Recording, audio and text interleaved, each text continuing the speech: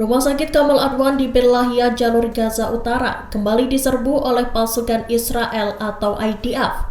Dalam serangan pada Jumat 27 Desember 2024, sebagian besar bangunan RS Kamal Adwan terbakar dan IDF menahan sejumlah staf medis. Tak hanya itu, akses komunikasi dengan staf di rumah sakit pun terputus. Dikutip dari Tribun News, Direktur RS Kamal Adwan Hossam Abu Safia dan puluhan staf medis lainnya ditahan dan diinterogasi. Selain Abu Safia, Direktur Pertahanan Ahmed Hassan Al-Kahlut juga ditahan oleh IDF.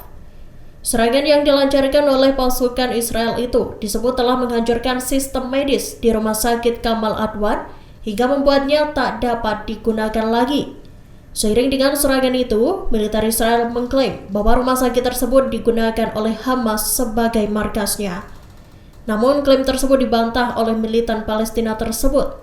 Juru bicara Hamas, Osama Hamdan, mengatakan bahwa apa yang dituduhkan oleh Israel adalah kebohongan. Menurutnya, penargetan rumah sakit tersebut merupakan bagian dari rencana Jenderal Israel untuk mencegah keteguhan warga sipil.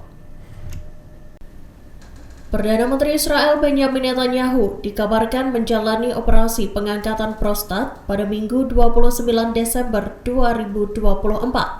Operasi itu dilakukan seusai Netanyahu didiagnosis mengidap infeksi saluran kemih.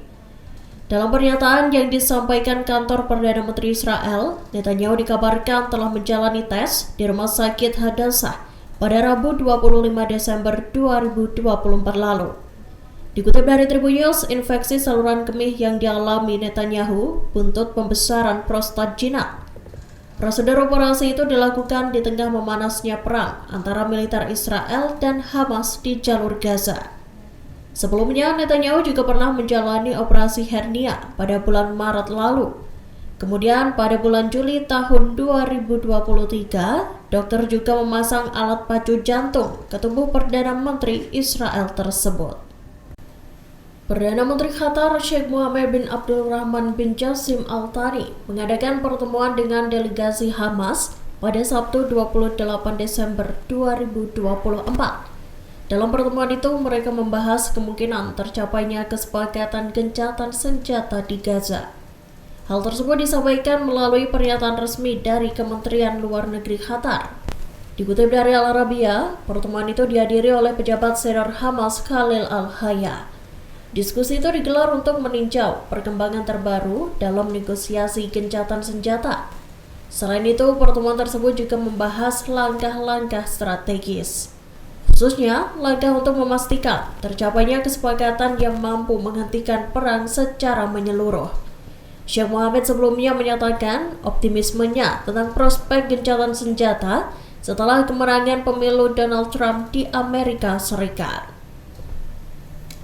Rudal balistik hipersonik Houthi Yaman menarget pangkalan udara Nevatim di wilayah Negev Selatan Israel. Hal tersebut dikonfirmasi oleh juru bicara militer Houthi Yahya Saree dalam pidatonya Sabtu 28 Desember 2024. Dikutip dari Middle East Monitor, Yahya Saree mengatakan bahwa operasi itu melibatkan rudal hipersonik Palestine II. Ia pun mengklaim bahwa rudal tersebut melesat tepat ke sasaran. Lebih lanjut, Saree pun memperingatkan Tel Aviv bahwa pasukannya berkomitmen untuk melanjutkan tugas keagamaan, moral, dan kemanusiaan dengan melaksanakan lebih banyak operasi militer. Meski begitu, pihak Israel mengumumkan bahwa mereka telah mencegat rudal yang diluncurkan dari Yaman pada Sabtu dini hari. IDF mengklaim bahwa rudal itu berhasil dicegat sebelum memasuki wilayah udara Israel. Tak hanya menyerbu rumah sakit Kamal Adwan di Gaza Utara saja, pasukan Israel juga menahan direktur serta staf medis di sana. Militer Zionis IDF dilaporkan melakukan aksi kejam dan dinilai melanggar hukum internasional pada Minggu 29 Desember 2024. Rupanya, IDF sempat mengelabui para staf medis dengan mengklaim kedatangan mereka untuk membawa bantuan ke RS Kamal Adwan. Klaim tersebut ternyata hanyalah taktik penipuan IDF saja. Pasukan Israel itu malah melancarkan serangan dan membakar fasilitas rumah sakit. Dikutip dari Tribun News, IDF juga menangkap Direktur Rumah Sakit Dr. Hossam Abu Safia. Abu Safia ditahan setelah IDF memukulinya dengan brutal. Ia bahkan juga dipaksa untuk menanggalkan pakaiannya. Direktur RS Kamal Adwan itu lantas dijadikan tameng manusia oleh pasukan Israel. Download Tribun X sekarang, menghadirkan lokal menjadi Indonesia.